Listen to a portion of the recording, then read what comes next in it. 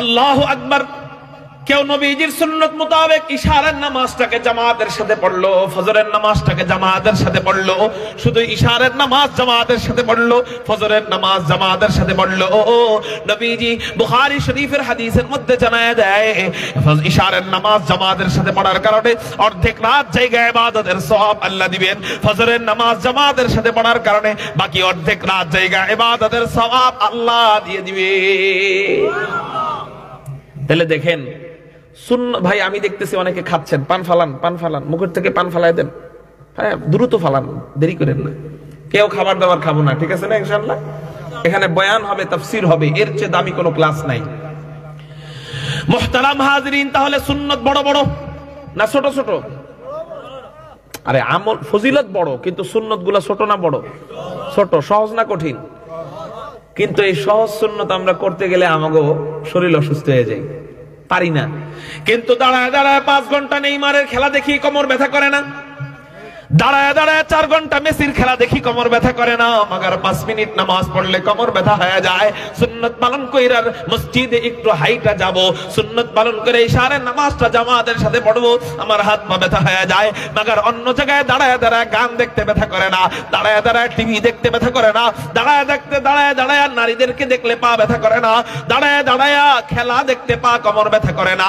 কিন্তু 5 মিনিট আল্লাহ এবং তার রাসূলের জন্য দাঁড়ায় থাকলে কোমর ব্যথা হয়ে যায়, পা ব্যথা হয়ে যায়। কেন আমরা রাসূলের সুন্নত থেকে এমন বিমুখ? আমরা কেন রাসূলের সুন্নতগুলো মানি না?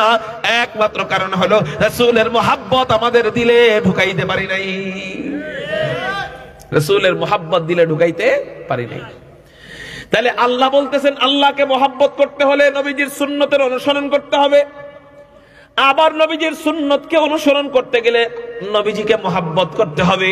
তাহলে একটার জন্য দ্বিতীয়টা শর্ত, দ্বিতীয়টার জন্য তৃতীয়টা শর্ত। কারণ আল্লাহকে মুহাব্বত হবে না সুন্নত ছাড়া, সুন্নত পালন করা সম্ভব নয় নবীজিকে মুহাব্বত করা ছাড়া। বুঝতে পারছেন কথাটা? কারণ যে যাকে মুহাব্বত করে তার মতো সে চলতে না চাইলেও অটোমেটিক চলবে। যে যাকে মুহাব্বত করে তার মতো সে চলতে না চাইলেও অটোমেটিক চলবে। চলবে কিনা? আপনি সেলুনের দোকানে যান, যা দেখবেন এক এক নায়কের নাম বলে বলে বলবে, এই নায়কের মতো আমাকে কাটিং করে দাও, বলবে কিনা? ওই যে মুহাব্বত, অটোমেটিক অনুসরণ আসে। আপনার বাদ দেন ওইটা, আপনার ঘরের সন্তান, শিশু বাচ্চা, নবজাতক মাত্র কথা ফুটছে, মাত্র কি ফুটছে? মাত্র কথা ফুটছে। আচ্ছা, আপনারা পানিকে পানি বলেন না অন্য কিছু বলেন? পানি বলেন। কিন্তু নবজাতক ছোট বাচ্চা মাত্র কথা ফুটে, ও পানিকে পানি বলে না, অন্য একটা জিনিস বলে। বলেন তো দেখি কি বলে? হ্যাঁ কোন? মাম বলে। কি বলে? মাম বলে, মাম মাম। কিন্তু আপনি পানিরে মাম কর না, পানি কন, পানি বলেন। কিন্তু আপনার ওই নবজাতক ছোট বাচ্চার কাছে যখন যান, আপনি তখন ওই বাচ্চারে পানিরে আর পানি বলেন না, ওই বাচ্চার সামনে যায় বলেন, আব্বু এই যে মাম খাও মাম মাম, আম্মু এই যে মাম খাও মাম মাম, বলি কিনা? আপনি তো পানিরে পানি বলেন, মাম বলেন না, কিন্তু ওর সামনে যায় মাম বলেন। কেন? হুজুর ওরে আমি মুহাব্বত করি, ও আমার সন্তান, ওরে আমি ভালোবাসি, এই জন্য পানিকে মাম বলে, এটা আমার ভালো লাগে, এই জন্য ওর সামনে যায় আমি মাম বলি।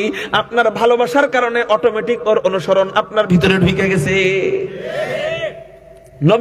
নবীজিরে যারা ভালোবাসবে, কষ্ট করে দাঁড়িয়ে রাখতে হবে না, অটো দাঁড়িয়ে গজাবে। নবীজিকে যারা ভালোবাসবে, কষ্ট করে মসজিদে যাওয়া যাবে না, ভালোবাসাই ধাক্কায় মসজিদে পাঠাবে। তাহলে চলেন একটু নবীজির ভালোবাসা নিয়ে কথা বলি। নবীজি হাদিসের মধ্যে বলেন, আমাকে তোমরা ভালোবাসবা কেন? ক্বালা রাসূলুল্লাহ সাল্লাল্লাহু আলাইহি ওয়াসাল্লাম, আহিব্বুল্লাহ লিমা ইয়াযুকুম মিন্নি আমাআহ ওয়া আহিব্বুনি লিহুব্বিল্লাহ ওয়া আহিব্বু আহলা বাইতি লিহুব্বি। হুজুর সাল্লাল্লাহু আলাইহি ওয়াসাল্লাম বলেন, এক নাম্বার তোমরা কাকে মহব্বত করবা? এক নাম্বার তোমরা আল্লাহকে মহব্বত করবা। কেন আল্লাহকে মহব্বত করবা? কালিমা ইয়াযুকুম মিন নি'মা, আল্লাহ তোমাদেরকে অনেক ধরনের নিয়ামত দান করেছেন, এই জন্য তোমরা এক নম্বরে আল্লাহকে মহব্বত করবা। আল্লাহ তোমাদেরকে নিয়ামত দিয়েছেন, আসমান তোমাদের জন্য আল্লাহ বানিয়েছেন, জমিন আল্লাহ তোমাদের খিদমতের জন্য বানিয়েছেন, পাহাড় আল্লাহ তোমাদের খিদমতের জন্য বানিয়েছেন, নদী নালা আল্লাহ তোমাদের খিদমতের জন্য বানিয়েছেন। এই জন্যই তো কবি বলেন, ইয়ে জমি মেরে লিয়ে হে, আসমা মেরে লিয়ে। এই মরা মানুষের কণ্ঠ সিলেটিবাসীর মানে না, চিৎকার দিয়ে বলেন আল্লাহু আকবার। আর যেন বলা লাগে না, শুধু ইশারা দিব তো আল্লাহর নামের স্লোগান চলবে। मेरे मोहतरम भाइयों को भी बोलें, ये ज़मीन मेरे लिए है, आसमां मेरे लिए, ये ज़मीन मेरे लिए है, आसमां मेरे लिए, और है मसरूफ खिदमत कुल जहां मेरे लिए, और है मसरूफ खिदमत कुल जहां मेरे लिए, बरगबर मेरे लिए है, हर समर मेरे लिए, बरगबर मेरे लिए हाय, हर समर मेरे लिए, हर चमन मेरे लिए, हर गुलसिता मेरे लिए, हर चमन मेरे लिए, हर गुलसिता मेरे लिए, एक मेरे दम से है इस बज़्म आलम का फुरूक, एक मेरे दम से है इस बज़्म आलम का फुरूक, वक्त खिदमत है इस सब का नौम का मेरे लिए, वक्त खिदमत है इस सब का नौम का मेरे लिए, मेरी हस्ती में है मुज़मर हस्ती आलम करास, मेरी हस्ती में है मुज़मर हस्ती आलम करास, है सब ईजाद शूरे कुन फका मेरे लिए, है सब ईजाद शूरे कुन फका मेरे लिए, क्यों न हो रोज़े अज़ल से हो चुकी तक़सीम कार, क्यों न हो रोज़े अज़ल से हो चुकी तक़सीम कार, मैं हूँ मालिक के लिए और कुल जहां मेरे लिए, मैं हूँ मालिक के लिए और कुल जहां मेरे लिए। कारो जबान যেন বন্ধ থাকে না, চিৎকার দিয়া বলেন না আল্লাহু আকবার। তাহলে আল্লাহ আমাদের জন্য সবকিছু বানাইছেন, আমাদের জন্য সব ধরনের নিয়ামত দিয়েছেন। আসমান আমাদের জন্য বানিয়েছেন, জমিন আমাদের জন্য বানিয়েছেন, পাহাড় পর্বত আমাদের জন্য বানিয়েছেন, নদী নালা আমাদের জন্য বানিয়েছেন, চন্দ্র সূর্য আমাদের জন্য বানিয়েছেন। তাহলে আল্লাহ সব আমার গোলামির জন্য বানাইছেন। তাহলে আমার 3.5 হাত বডিটা কার গোলামির জন্য বানাইছে? আমার 3.5 হাত বডিটা আল্লাহর গোলামির জন্য বানাইছে। তো হুজুর আল্লাহর গোলামি করলে লাভ কি হবে? নবীজি হাদিসের মধ্যে বলেন, মান কানা লিল্লাহ কানা আল্লাহু লা।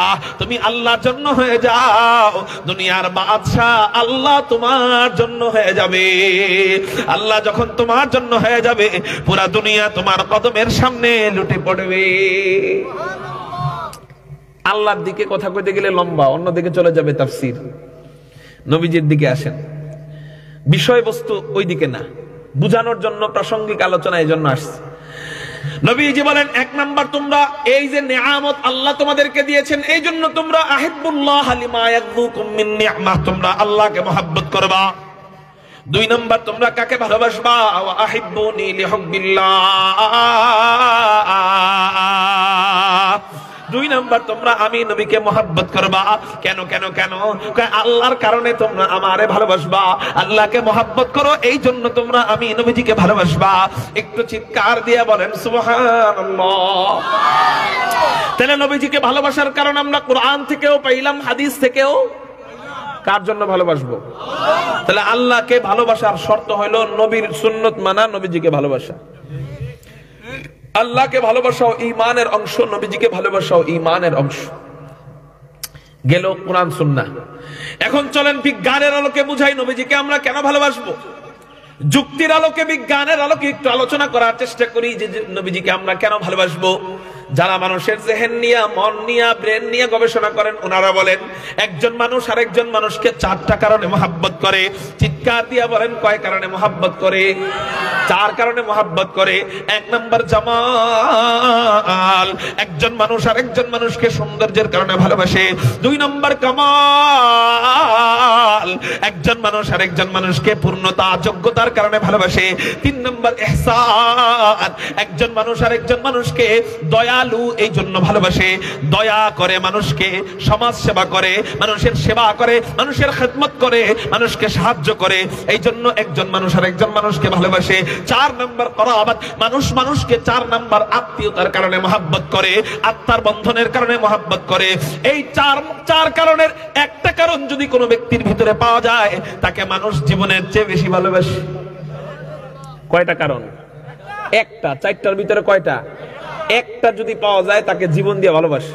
যেমন নারী পুরুষের প্রেমে পড়ে, পুরুষ নারীর প্রেমে পড়ে, প্রেমে পড়া আত্মহত্যা পর্যন্ত করে, কি করে না? আছে না নাই দেশে? আছে। এরকম অনেক মাথা মোটা বলদ আছে, চেহারার প্রেমে পড়ে আত্মহত্যা করে। কি রে, আত্মহত্যা করলা কেন? এই নারীর জন্য কেউ আত্মহত্যা করে নাকি? এই নারীর তো কোনো বংশ পরিচয় ভালো না, এই নারীর ব্যাকগ্রাউন্ড ভালো নয়, এই নারীর আখলাক ভালো নয়, এই নারীর চরিত্র ভালো নয়, এই নারীর আচার আচরণ ভালো নয়, তাহলে এই নারীর জন্য কেউ আবার জীবন দেয় নাকি? এত কিছু বুঝি না, এই নারীর সৌন্দর্যের প্রেমে পড়েছি, অতএব তারে যতদিন পর্যন্ত না পাবো ততদিন পর্যন্ত আমি ঠিক থাকতে পারবো না। শেষ পর্যন্ত দেখা যায় অনেক মানুষ ওই নারীর প্রেমে পড়া আত্মহত্যা করে। এক যোগ্যতা, এক গুণ থাকার কারণে যদি আত্মহত্যা করে, 4টা গুণ যদি আল্লাহ একজন ব্যক্তির ভিতরে দিয়ে দেয়, তাহলে কেমন ভালোবাসা দরকার? হুজুর এমন কি কোন মানুষ আছে কিনা 4 গুণ আল্লাহ দিছে? আমি বলবো হ্যাঁ আছে। সে কে? সে হলো হাদিয়ে কুল ফখরে রাসূল, ইমামুল আম্বিয়া, সাইয়্যিদুল আম্বিয়া, সাইয়্যিদুল খালায়েক, আহমদ মুজতাবা, মুহাম্মাদুর রাসূলুল্লাহ সাল্লাল্লাহু আলাইহি ওয়াসাল্লাম। চিৎকার দিয়ে বলেন না সাল্লাল্লাহু আলাইহি ওয়াসাল্লাম। এই 4 গুণ আল্লাহ নবীজিকে দিয়েছিলেন। শুধু 4 গুণ দিয়েছেন তা না, 4 গুণ একেবারে 1 নাম্বার। সৌন্দর্যের দিক দিয়ে আমার নবী 1 নাম্বার, এই দয়ার দিক দিয়ে আমার নবী 1 নাম্বার, যোগ্যতার দিক দিয়ে আমার নবী 1 নাম্বার। আল্লাহর কথা আলাদা, আল্লাহ তো আর মানুষ নয়, এজন্য আল্লাহর কথা টানছি না। মানুষদের মধ্যে নবীজি ছিলেন 1 নাম্বার। পরবাত আত্মীয়তার দিক দিয়ে আমার নবীজি উম্মতের জন্য 1 নাম্বার। আন-নাবিয়্যু আউলা বিল মুমিনিন। এই 4 গুণ আল্লাহ আমাদের নবীজিকে দিয়েছিলেন। তাহলে 1 নাম্বার গুণ হলো জামাল, সৌন্দর্য। নবীজি কেমন সুন্দর ছিলেন? চলেন আপনাদেরকে হাদিস থেকে একটু শোনানোর চেষ্টা করি নবীজি কেমন সুন্দর ছিলেন। হযরতে আব্দুল্লাহ ইবনে হযরতে জাবির ইবনে সামুরা বর্ণনা করেন, তিরমিজি শরীফের হাদিস। তিরমিজি শরীফের মধ্যে হযরতে জাবির ইবনে সামুরা বলেন, আন জাবির ইবনে সামুরা রাদিয়াল্লাহু তাআলা আনহু قال রাআইতু রাসূলুল্লাহ সাল্লাল্লাহু আলাইহি ওয়াসাল্লাম ফি লাইলাতিন ইদহিয়ান ওয়া আলাইহি হুল্লাতুন হামরা। হযরতে জাবির ইবনে সামুরা বলেন, আমি এক চাঁদের রজনীতে, চন্দ্রোজ্জ্বল রাতে, মানে হইল পূর্ণিমার রাতে। কিসের রাতে? চন্দ্রোজ্জ্বল, যেই রাতটা চাঁদে জলজল করতেছিল এমন রাত, পূর্ণিমার রাত। আমি এক চন্দ্রোজ্জ্বল রাতে হুজুর সাল্লাল্লাহু আলাইহি ওয়াসাল্লামকে দেখতে পেলাম লাল ডোরাকাটা কাপড় পরিহিত অবস্থায়। ডাইরেক্ট লাল কাপড় নাই, লাল ডোরাকাটা। লাল ডোরাকাটা কেমন হইতে পারে? লাল ডোরাকাটা কেমন হইতে পারে? ওই যে মুরব্বী ঘুমায় গেছেন নি? ওই যে ওনার রুমালটা দেখছেন নি আপনারা? এটা ডাইরেক্ট লাল পরা জায়েজ নাই পুরুষদের জন্য। ডাইরেক্ট লাল কি নেই? জায়েজ নেই। ওই যে ওনার মাথায় আছে মনে হয় ওই লাল ডোরাকাটা, এটা এরকম। তো হযরতে জাবির ইবনে সামুরা বলেন, ওয়া আলাইহি হুল্লাতুন হামরা। নবীজি লাল ডোরাকাটা কাপড় পরিহিত অবস্থায় চন্দ্রোজ্জ্বল রাতে বসে রয়েছে। আমার কাছে মনে হলো সব সময় চাঁদ আলাদা দেখি, নবীজিকে আলাদা দেখি, চাঁদকে আলাদা দেখি, নবীজিকে আলাদা দেখি। আজকে চাঁদকেও পেয়েছি, নবীজিকে পেয়েছি। উপরের দিক তাকাইলে চাঁদকে দেখা যায়, নিচের দিকে তাকাইলে নবীজিকে দেখা যায়। আমি একটু দুইটাকে মিলাবো, দেখবো চাঁদ বেশি সুন্দর না নবীজি বেশি সুন্দর। হযরতে জাবের বলেন, ফাজআলতু আনজুরু ইলাইহি ওয়া ইলাল কমার। এই নিয়ত করে আমি একবার চাঁদের দিকে তাকাইলাম আর একবার নবীজির দিক তাকাইলাম। আমি এরকম অনেকক্ষণ করলাম। আমি অবশেষে সিদ্ধান্ত নিতে বাধ্য হলাম, লাহু ইনদি আহসানু মিনাল কমার। আমার কাছে মনে হলো আকায়ে নামদার, তাজদার মদিনা, সরকারে দো জাহা, আহমদ মুজতাবা, মুহাম্মাদুর রাসূলুল্লাহ সাল্লাল্লাহু আলাইহি ওয়াসাল্লামের চেহারা মুবারক আসমানের পূর্ণিমার চাঁদের চেয়েও কোটি গুণ বেশি সুন্দর। একটু চিৎকার দিয়া বলেন না সুবহানাল্লাহ। এই জন্যই তো হযরত আম্মা জান আয়েশা রাদিয়াল্লাহু তাআলা আনহা, নবীজির বিবি আম্মা জান আয়েশা নবীজিকে নিয়ে কবিতা গায়। আম্মা জান আয়েশা কবিতা বলেন, কি কবিতা? লানা শামসুন ওয়ালিল আফাকি শামসুন, লানা শামসুন ওয়ালিল আফাকি শামসুন, ওয়া শামসি খায়রুম মিন শামসিস সামাই, ফা ইন্নাশ শামসা তাতলু বা'দা ফাজরিন। মরে গেছেন গা। চিৎকার দিয়ে বলেন আল্লাহু আকবার। ফাইন্নাশ শামসা তাতলুউ বা'দা ফাজরিন ওয়া শামসি তালিউন বা'দাল ইশাই ওয়া শামসি তালিউন বা'দাল ইশাই।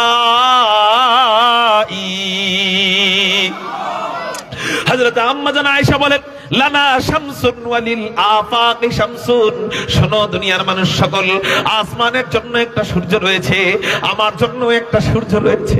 আল্লাহ, আসমানের জন্য একটা সূর্য রয়েছে, আমার জন্য একটা সূর্য রয়েছে, কিন্তু আসমানের সূর্য আর আমার সূর্যের মাঝে বেশ কম কতটুকু জানেননি? আম্মা জান আয়েশা বলেন, শামসি খায়রুম মিন শামসিস সামাই, আসমানের সূর্যের চেয়ে আমার সূর্য কোটি গুণ বেশি দামি। একটু চিৎকার দিয়া বলেন না সুবহানাল্লাহ। আসমানের সূর্যের চেয়ে আমার সূর্য কোটি গুণ বেশি প্রিয়, কোটি গুণ বেশি সুন্দর। শুধু তাই না, আসমানের সূর্য কখন উদিত হয় আর জমিনের সূর্য, আমার যে সূর্য আল্লাহ আমাকে দান করেছেন, এই সূর্য কখন উদিত হয়? ফাইন্নাশ শামসা তাতলুউ বা'দা ফাজরিন ওয়া শামসি তালিউন বা'দাল ইশাই। আসমানের সূর্য উদিত হয় সবাই যখন ঘুম থেকে জাগ্রত হয়, ফজরের নামাজের পর আসমানের সূর্য আল্লাহ উদিত করে দেয়। আর আমাকে আল্লাহ যেই সূর্য দান করেছেন, সেই সূর্য কখন উদিত হয়? সবাই যখন ঘুমে বিভোর হয়ে যায়, ইশারের নামাজের পর আমার অন্ধকার কুটিরিতে আমার সূর্য উদিত হয়। এই হলো নবীজির চেহারা। চেহারার কারণে প্রেমিকার জন্য যদি তুমি জীবন দিতে পারো, তাহলে নবীজির জন্য কি করা দরকার ছিল?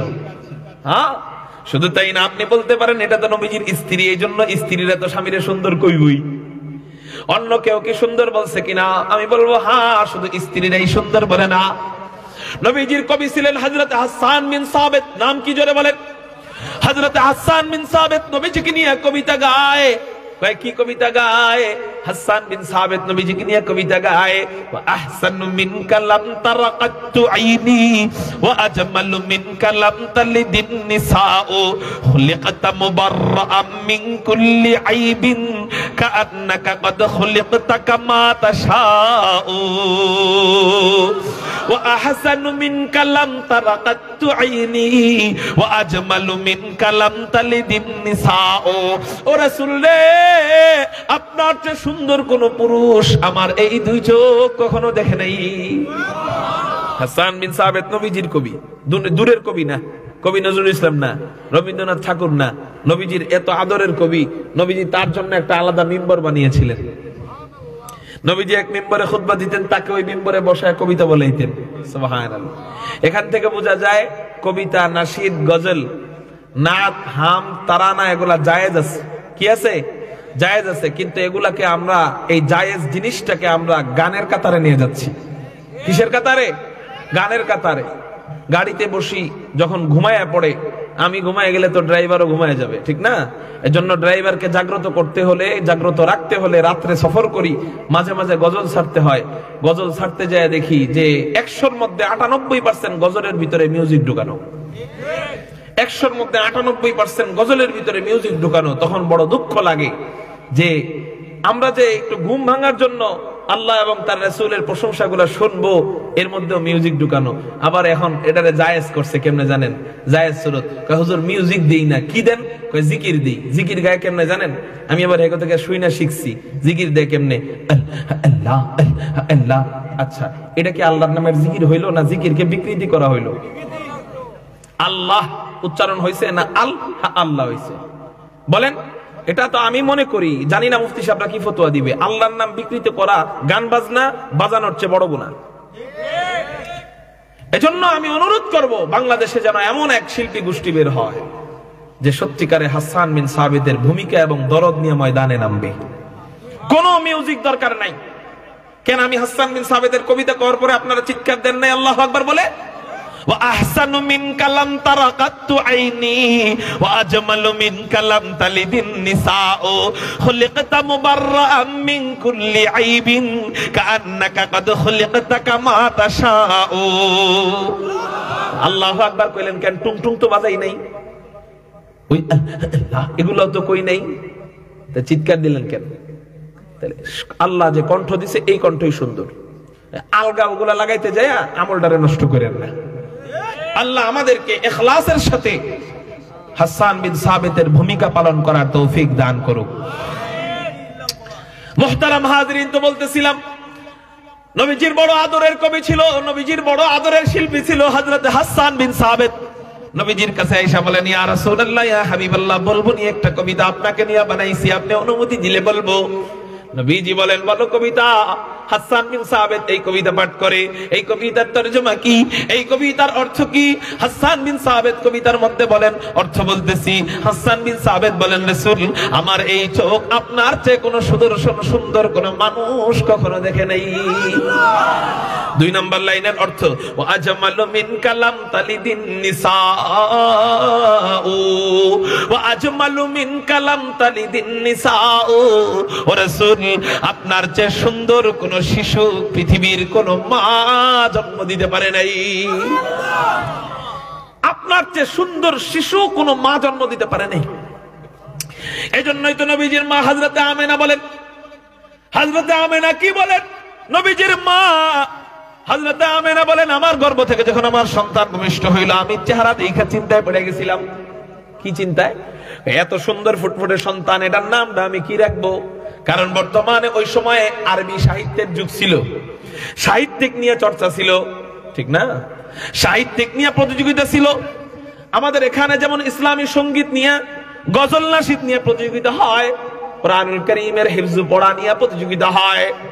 আগের জামানায় আইয়ামে জাহিলিয়াতের যুগে সাহিত্যিক নিয়ে প্রতিযোগিতা ছিল, কে কত ভালো সাহিত্যিক পড়তে পারে, সাহিত্যিক বলতে পারে।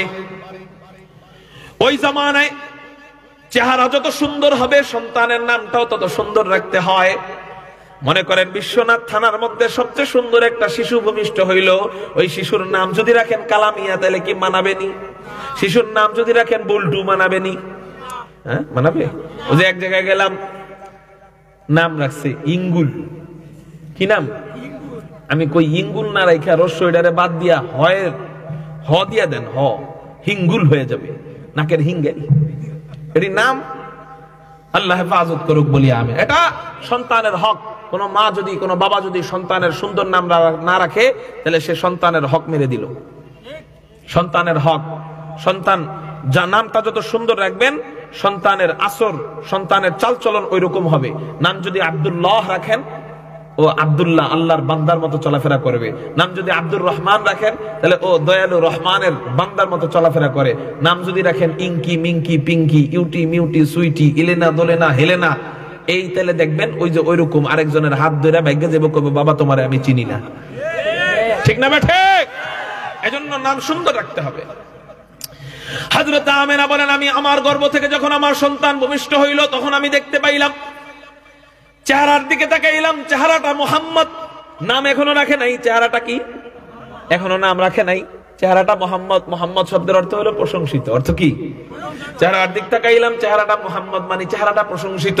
নাকের দিক তাকাইলাম, নাকটা মুহাম্মদ। ঠোঁটের দিক তাকাইলাম, ঠোঁটটা মুহাম্মদ। গালের দিক তাকাইলাম, গালটা মুহাম্মদ। মাথার দিক তাকাইলাম, মাথাটা মুহাম্মদ। কপালের দিক তাকাইলাম, কপালটাও মুহাম্মদ। চোখের দিক তাকাইলাম, চোখটা মুহাম্মদ। ভুরুর দিক তাকাইলাম, ভুরুটাও মুহাম্মদ। পাপড়ির দিক তাকাইলাম, পাপড়িটাও মুহাম্মদ। হাসির দিক তাকাইলাম, হাসিটাও মুহাম্মদ। কান্নার দিক তাকাইলাম, কান্নাটাও মুহাম্মদ। আল্লাহু আকবার, আল্লাহু আকবার। ঘুমের দিক তাকাইলাম, ঘুমটা মুহাম্মদ। চাহনির দিক তাকাইলাম, চাহনিটাও মুহাম্মদ। চুলের দিক তাকাইলাম, চুলটা মুহাম্মদ। কাঁধের দিক তাকাইলাম, কাঁধটা মুহাম্মদ। গলার দিক তাকাইলাম, গলাটাও মুহাম্মদ। সিনার দিক তাকাইলাম, সিনাটাও মুহাম্মদ। পেটের দিক তাকাইলাম, পেটটা মুহাম্মদ। উরুর দিক তাকাইলাম, উরুটা মুহাম্মদ। পায়ের দিক তাকাইলাম, পাটা মুহাম্মদ। হাতের দিক তাকাইলাম, হাতটা মুহাম্মদ।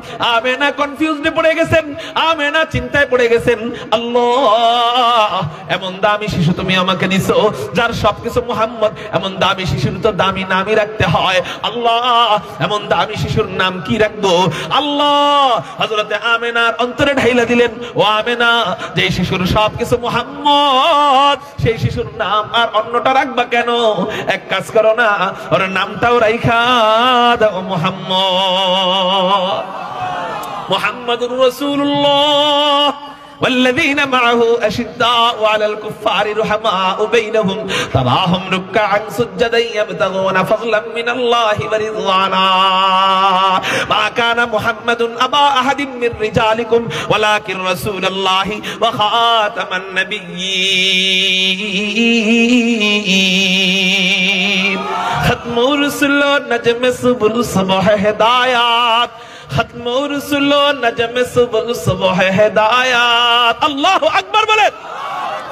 এই হলো আবার নবীজি, যেমন তার চেহারা তেমন তার নাম, যেমন তার চেহারা তেমন তার নাম। চেহারার ভুলও যেমন ধরা সম্ভব ছিল না, নামেরও ভুল ধরা সম্ভব ছিল না। যাই হোক খায়ের নামের দিকে আর আগাচ্ছি না। নাম নিয়ে বয়ান করতে গেলে আপনারা দেখবেন ইউটিউবে আছে নাম নিয়ে বয়ান 1.5 ঘন্টার উপরে আছে, শুধু নবীজির নাম নিয়ে বয়ান। আমি ওই দিকে যাব না, ওই দিকে চলে গেলে আলোচনা অন্য দিকে চলে যাবে। আমার মূল পয়েন্টে চলে আসি। তো এত সুন্দর না, এত সুন্দর চেহারা, হযরতে আমেনা চিন্তায় পড়ে গিয়েছিলেন, কিংকর্তব্য বিমূঢ় হয়ে গিয়েছিলেন। আসলে এত সুন্দর চেহারা, নামটাও রাখতে হবে ওইরকম, এটা বোঝানোর জন্য নামের কথা আছে। এই জন্যই হযরতে হাসান বিন সাবিত কবিতা বলতে থাকেন কি, আজমালু মিন কালাম তালিদিন নিসাও, রাসূল আপনার চেয়ে সুন্দর কোন শিশু কোন মা জন্ম দিতে পারে নাই। আসলেই তাই, আসলেই তাই। কারণ হযরতে ইউসুফ বেশি সুন্দর না? প্রশ্ন হইতে পারে আপনার, প্রশ্ন হইতে পারে হুজুর ইউসুফ কি বেশি সুন্দর না? হযরতে ইউসুফ কে বেশি সুন্দর নয়, নবীজিতে মনে হয় দ্বিতীয় প্রকার, ইউসুফ মনে হয় 1, নবীজি মনে হয় 2। মাঝে মাঝে এরকম প্রশ্ন জাগে না? জাগেনি? উত্তর পান নাই কারা কারা? তারা হাত ওঠান। উত্তর পান নাই যারা, আজকে উত্তর দিব, হাত ওঠান। ইউসুফ বেশি সুন্দর না নবীজি বেশি সুন্দর, এটার উত্তর এখনো পান নাই এরকম কয়েকজন আছে। মক্কার সুন্দরী নারীরা হযরতে আম্মা জান আয়েশা রাদিয়াল্লাহু তাআলা আনহার বান্ধবীরা আম্মা জান আয়েশাকে জিজ্ঞাসা করে, ওগো আয়েশা, মক্কার না মদিনার যেন, এটা আমার মনে নাই, যাই হোক নারীরা আম্মা জান আয়েশাকে বলে, না আয়েশা, সুন্দর বেশি কে, ইউসুফ বেশি সুন্দর না তোমার স্বামী মুহাম্মদ বেশি সুন্দর? ইউসুফ বেশি সুন্দর না তোমার স্বামী মুহাম্মদ বেশি সুন্দর? হযরতে আম্মা জান আয়েশা বলেন, দেখো আমি তো ইউসুফকে দেখি নাই, এই জন্য আমি জানি না কে বেশি সুন্দর। তবে একটা কথা মনে রাখো, ইউসুফকে দেখা মিশরের রমণীরা তো হাত মাত্র কাটছে, কিন্তু আমার স্বামীকে যারা একবার দেখার মতো দেখে তারা নিজের তাজা কলিজা পর্যন্ত কাইটা দেয়। আমি হযরতে আম্মা জান আয়েশার কথার সাথে আরেকটু অ্যাড করব, যুক্ত করে আমি বলতেছি যে যারা দেখে তারাই শুধু হাত কাটে না, আমরা ওই নবীজির প্রেমে এমন ভাবে পড়েছি, আলহামদুলিল্লাহ সুম্মা আলহামদুলিল্লাহ। এই নবীজির উলামায়ে উম্মত, উলামায়ে দেওবন্দ যারা আছে, আলহামদুলিল্লাহ, এই নবীর বিরুদ্ধে যখন কাদিয়ানীরা কলম তুলে, কাদিয়ানীরা যখন ইস্তেমা করে, এই নবীর জন্য আমরা অতীতে হাজার সৈনিক নবী প্রেমিকরা জীবন দিয়েছি। নবীজিকে না দেখা আগামীতেও যদি উলামায়ে কেরাম নবীর ইজ্জতকে হেফাজত করবার জন্য ডাক দেয়, নবীর জন্য হাসতে হাসতে তাজা কলিজা দিতে প্রস্তুত আছো কারা কারা? আল্লাহু আকবার বলে 2 হাত আল্লাহর দেখা।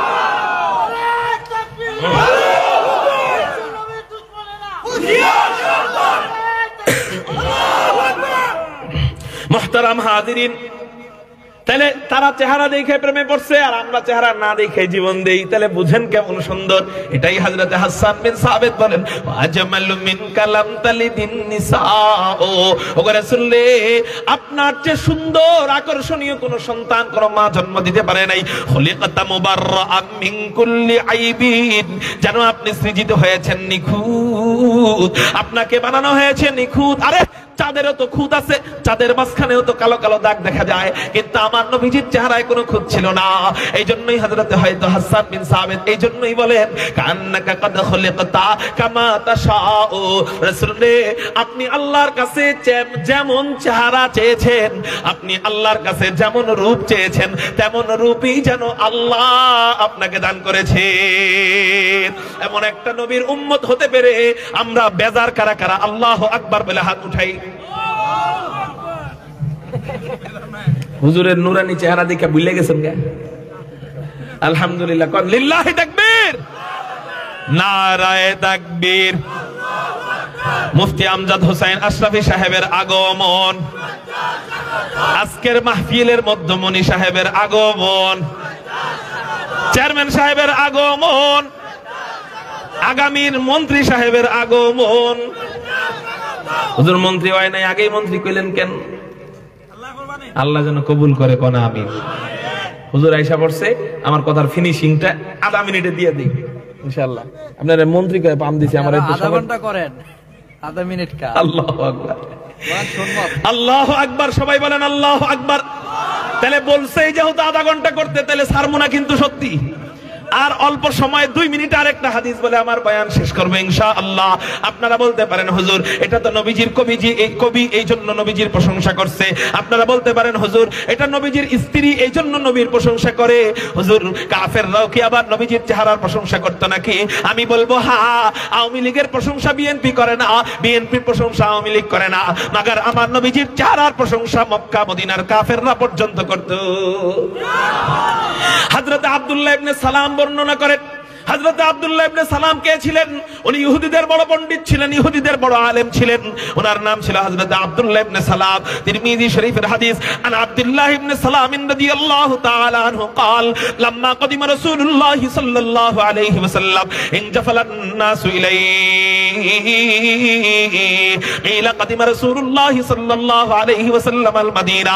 হযরত আব্দুল্লাহ ইবনে সালাম বলেন, মক্কা শরীফ থেকে হিজরত করে যখন নবীজি মদিনা শরীফে আসলো, মানুষ তাকে দেখার জন্য ভিড় করা আরম্ভ করলো।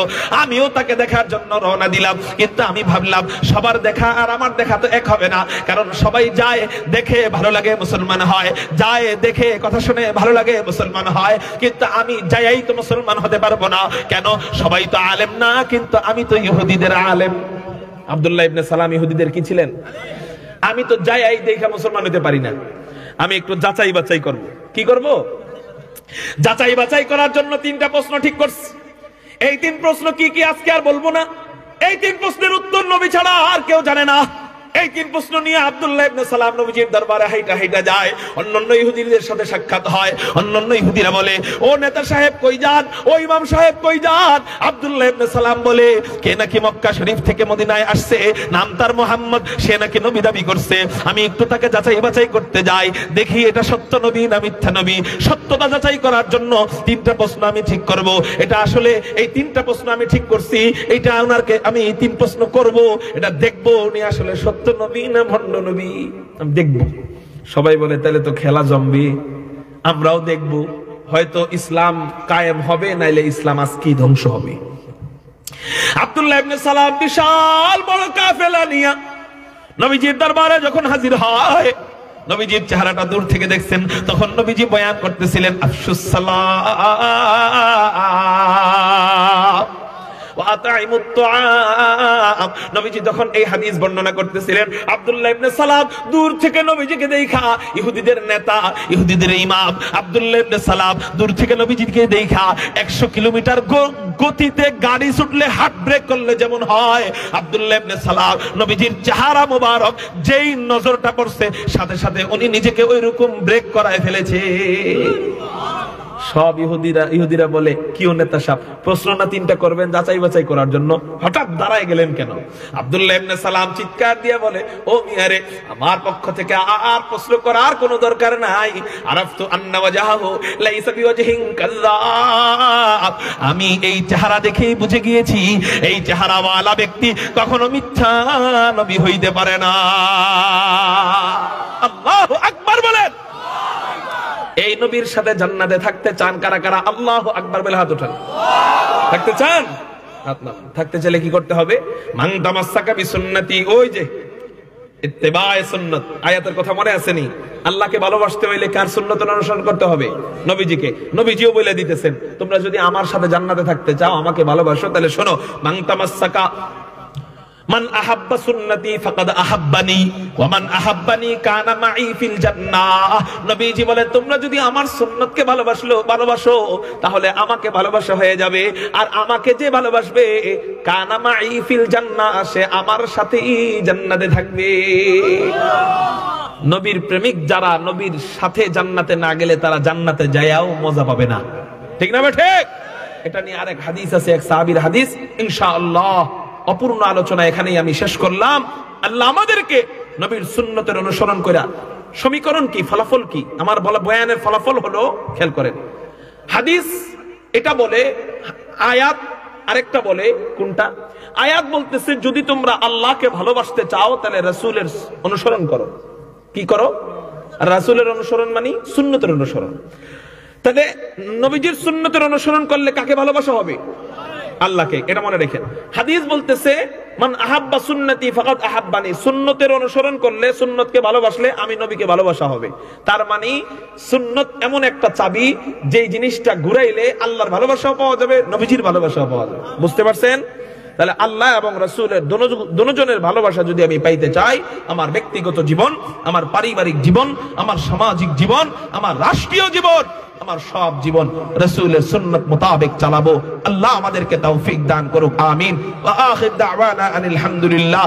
আসসালামু আলাইকুম ওয়া রাহমাতুল্লাহি ওয়া বারাকাতুহু।